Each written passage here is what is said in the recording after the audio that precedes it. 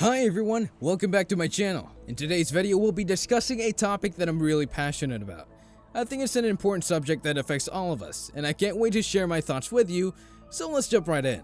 Achieving success requires a combination of factors, some of which are difficult to change while others can be improved through effort.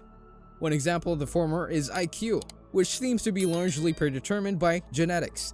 Despite the popularity of brain training games, there is little evidence to suggest that they can enhance cognitive abilities beyond the specific tasks they train you to do. However, there are ways to prevent your IQ from declining as you age, such as through regular physical exercise.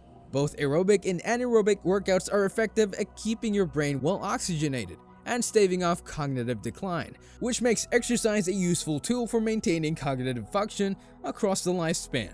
Another predictor of lifetime success is conscientiousness, particularly the aspect of industriousness. While genetics also play a role in this trait, it is possible to cultivate micro-habits that enhance your conscientiousness. One effective strategy is to set goals that align with your values and use them as sources of motivation. The Future Authoring program can help you with this by guiding you through a situational analysis of your life and asking questions that prompt you to identify your sources of motivation. By understanding what motivates you, you can tailor your goals and habits to your personality and increase your chances of achieving success. Of the 5 personality traits known as the Big Five, different motivations are associated with each one. For example, if you're extroverted, you may be motivated by social connections and relationships with friends, while if you're agreeable, you may be motivated by intimate relationships. Disagreeable people may be motivated by competition, while open people may be motivated by creative pursuits. Finally, people with high neuroticism may be motivated by a desire for security. Understanding which of these motivations resonate with you can help you develop habits and goals that align with your personality and increase your chances of success. To live a fulfilling life, it's important to consider various dimensions and plan accordingly. For example, you might ask yourself where you want to be in 3 to 5 years if you're taking care of yourself properly. What kind of friendships, intimate relationships, and family structure do you want? What are your career goals? How do you want to spend your time outside of work? How do you plan to maintain your mental and physical health? And what role do drugs and alcohol play in your life? By answering these questions, you can develop a vision of what your ideal life might look like. Once you have a vision of your ideal life, you can break it down into smaller goals and micro-processes that you can implement. These micro-processes should be rewarding in proportion to their contribution to your larger goals. By doing this, you create a positive incentive for yourself that motivates you to keep moving forward. This incentive is linked to your dopaminergic reward system, which produces positive emotion when you make progress towards a valued goal. To make this work, it's important to have a goal that you truly value. This is what gives you the positive motivation you need to stay on track. Ideally, your goal should be unique to you and should make you say, if that could happen as a consequence of my efforts, it would clearly be worthwhile. To find these goals, you can consult your own temperament and look at what people accrue that's valuable across the lifespan. A structural analysis of the subcomponents of human existence, such as family and friendships, can also be useful in identifying what's important to you. Finally, it's worth noting that failure can be a powerful motivator. By specifying a place you want to stay away from, you can create a healthy fear of failure that motivates you to succeed. This fear should be balanced with excitement about the potential rewards of success. The key to success in life is to have a goal structure that includes family, friends, career, educational goals, plans for leisure time, and attention to mental and physical health. Without these things, life can become miserable and filled with suffering. At university, for example, it is essential to figure out who you want to be and aim for that while using everything you learn to build the person you want to become.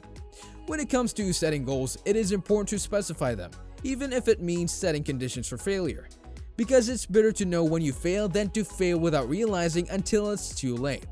Once you have your goal structure set up, the next step is to turn to micro routines that instantiate it day by day, week by week, and month by month. To make your goals a reality, you need to create a schedule and stick to it.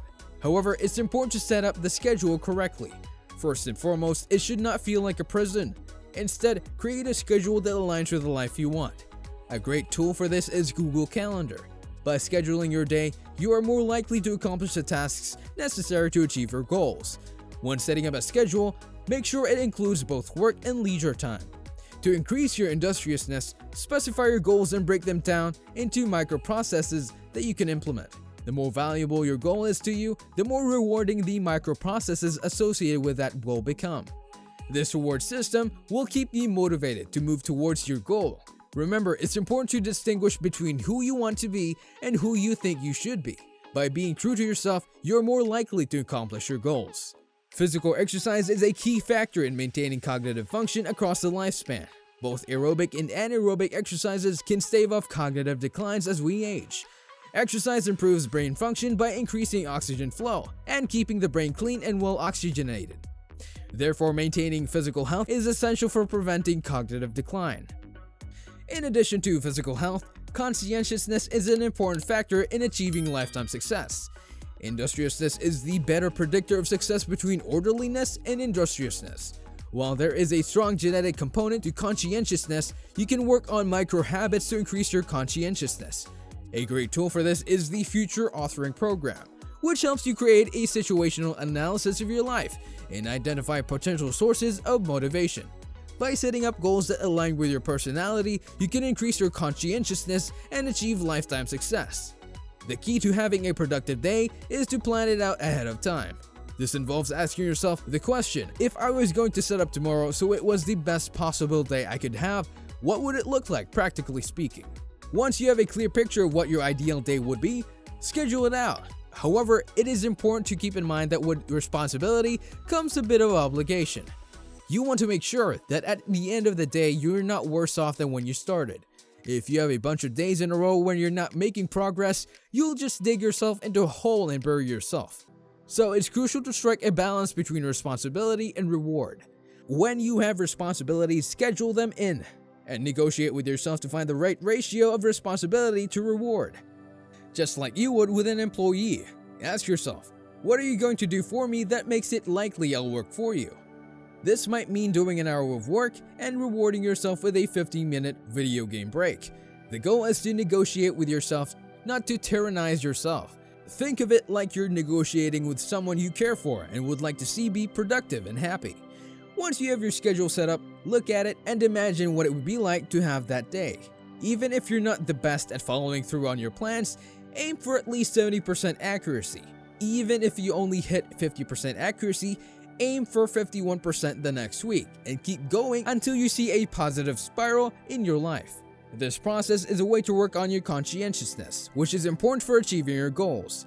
It's like creating a plan of life that you'd like to have. You can use social norms to guide your plan, but ultimately, you should have a little conversation with yourself about who you want to be.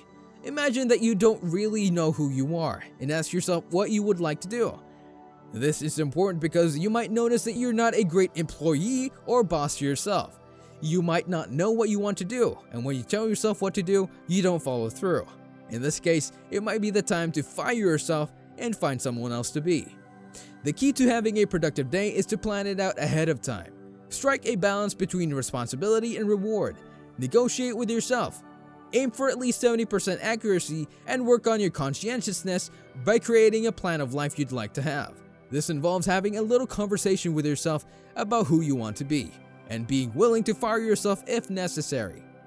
By following these steps, you can start to see positive changes in your life and move towards achieving your goals. Thanks for watching. If you found this video helpful, please give it a thumbs up and subscribe to our channel for more content like this. Don't forget to hit the notification bell to be notified when we upload new videos. If you have any questions or comments, feel free to leave them down below. We love hearing from our viewers. Thanks again for watching, and we'll see you in the next one.